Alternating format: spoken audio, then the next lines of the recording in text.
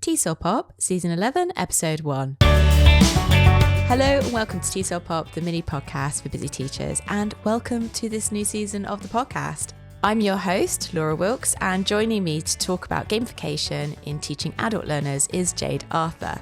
Now, when we say the word gamification, I certainly have some different perceptions of what this could look like in this context based on my own experience as an educator and as a learner. So it was really good to sit down with Jade and actually unpack what gamification can really look like when we're teaching adults. So I'm sure there'll be lots of ideas in here to inspire you to do the same.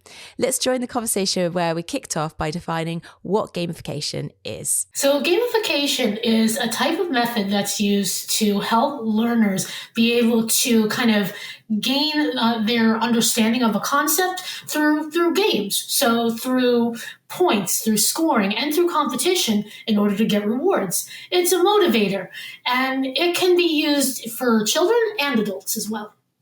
You know, this is something that you're really passionate about. Like when we first interacted online, you talked about gamification. I see you post a lot about gamification. Can I just ask you, what is it about this particular approach to teaching that really resonates for you?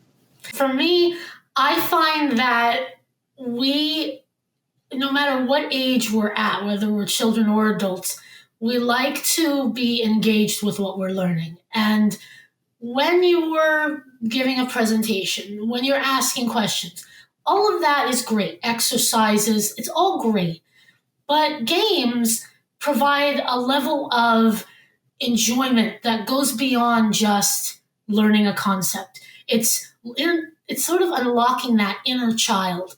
And that's what I think we forget about as we get older, is the fact that we need to be engaged as children as much as we do adults.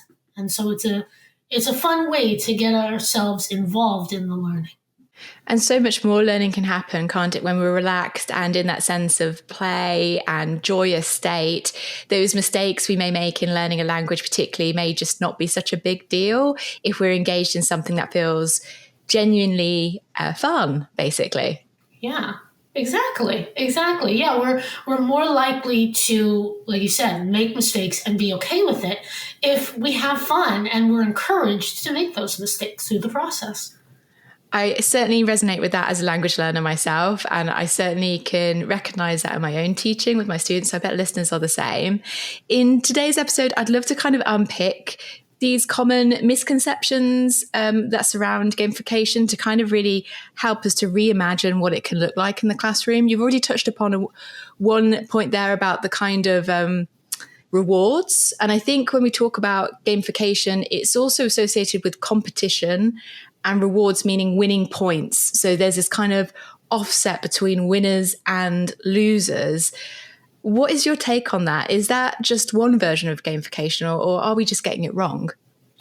Yeah, on the surface level, I think those are all fun things that can be utilized to make an engaging atmosphere. However, they do tend to focus on more of the surface level components of what gamification really is, which is basically, hey, I got this point. I got this right. I beat you. I get a reward. What Roman Rakowitz, he's in gamification and he knows a lot about it. He came up with non-Skinnerian gamification. Basically, B.F. Skinner was somebody that noticed that if you do this, you get a reward. And so Roman kind of changed that and made it so that it became about intrinsic motivation as opposed to extrinsic motivation.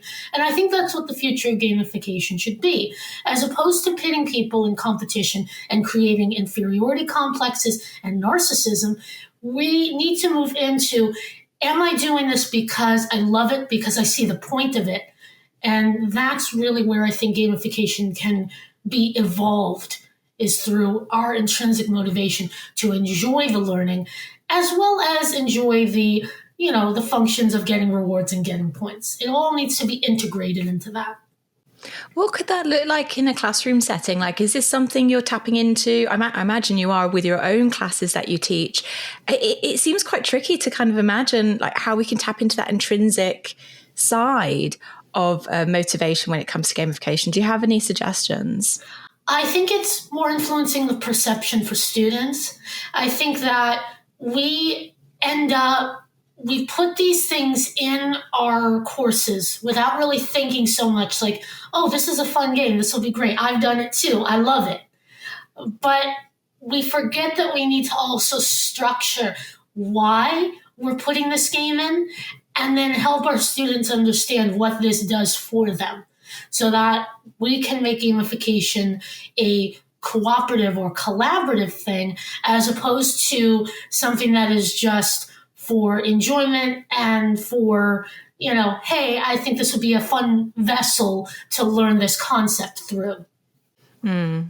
I think it's letting students in on the secret, isn't it? Like letting them see what the rationale is behind teaching and the decisions you're making, and also involving them in it as well, giving them choices on what they want to do. Exactly. I'm really interested to kind of explore more this kind of trade-off that can sometimes happen when we are playing games. And I think I'm reverting back to maybe those kind of board races or even like Monopoly type games, the board games that we may bring into the classroom, where there's going to be some students that really love that energy or that kind of group activity maybe, but then there's going to be those that just don't enjoy it. And you may find as a teacher you're trading off between, well, most of my students like this, but there's going to be some students that don't. Has that been your experience in using gamification? Since most of my students are one-to-one, I haven't had as much of the group dynamics as I would like. And that's still an area that I think may need some more work because it's very easy to create an atmosphere where certain students are excelling at a game and really enjoying it and others are not. And so you can't make it easier for the students that are excelling, but you also can't make it too hard. So there needs to be a way to bridge those gaps and find ways of creating the game that are more tailored to each student as they're playing. And I think that's still something we need to work on because not everybody is going to enjoy the game. Even if it's something they understand how to do, that doesn't mean they're going to enjoy the game. So level of knowledge, personal interests, and other factors I think involved need to kind of contribute to which games are chosen and how they're distributed during the learning process. Really thinking about your students, right? Going back to that former point where you said, like, really think about the rationale of the game you're using and you're choosing for your students, really knowing them. And I think to kind of add on to your points there is not being afraid to ask students for feedback on how they feel about certain activities and gamified strategies you're using in your classes. Like students will tell you if they're really enjoying something and they want to do it again, or if it didn't quite work. That's right. Exactly. Yeah. Feedback is pivotal because again, you could be doing all of these things and making adjustments that either are not necessary or are not in the direction that is going to be most conducive to learning. Normally, I don't know about you, but usually my students tell me without me even having to ask if they don't enjoy a certain You can tell on their faces a lot of times. But if in doubt, just ask. I think that's always a good philosophy, isn't it? One of the things you said at the very beginning of this episode was about the young learner perception that's associated with games and how actually as adults, we still need this state of play. We still need this joy in our learning to facilitate the best learning, to remove that kind of fear of making fools of ourselves or making mistakes that can often get wrapped into what we bring into a classroom as adults. I wanted to kind of explore that a bit more, like what could gamification look like in an older classroom that's probably, for example, young adults or even older teens? Because if we do transfer those activities that we're using with our primary level students, it may feel just really childish and out of place, of course, in those classrooms with older teenagers and adults. Exactly. So I think, at some point we start to view games as for children. For whatever reason we do, or other things take precedence. We start to have more responsibilities and our perspective changes, whether it be through, the outside world influencing us or our internal perception of games. So I think when we're using games or integrating games into the structure of the learning environment for adults, we need to think of how can we be the cheerleader, the sort of therapist, the guide, the teacher, all of those roles and adapt to that audience. For kids, we tend to be over the top, and like, woo, you're so cute, And I think there's a way to do that for adults as well. I tend to feel that you see that child in them when you give them that encouragement and that joy. They want that. They just don't want it maybe as baby talk per se, but they need that too. And so understanding that they are wanting to feel like a child but not be talked down to like a child, it's a certain balance, but that's what I think helps create that enjoyment of the game and them sort of becoming a part of the experience. It's exactly that, isn't it? When I introduce games when I'm in training sessions and I've got like a game to introduce, I do it in such a way that's kind of like, we're going to have a bit of fun. We're going to be a bit silly. It's okay to have a bit of fun. And it's surprising how people get on board with that when you kind of set that expectation, you deliver it in a way that isn't childish, but it's also like, it's okay to be a bit silly at the moment. I find that's a really good way to kind of warm up the room. Exactly. I agree. I love all these points that you've made about gamification and kind of like helping us reform and reimagine what it could look like and how we can be bolder in bringing it into our classes, particularly if we're working with older teens and adults in our teaching. I wonder, as a parting gift, Jade, what would you like to suggest for listeners to reflect on when it comes to gamification in their teaching context?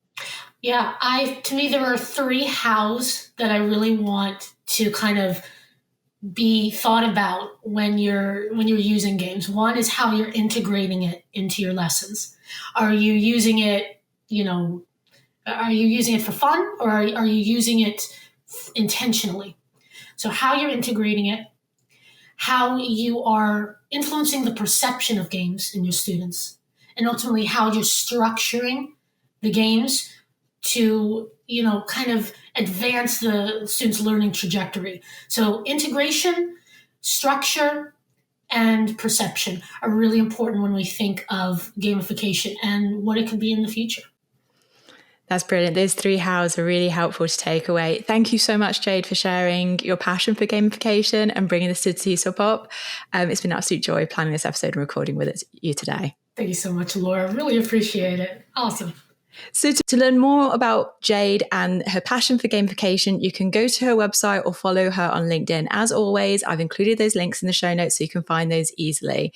Now, if you have a question or an idea to pitch, just like Jade had today, then you can contact us via the website tesolpop.com.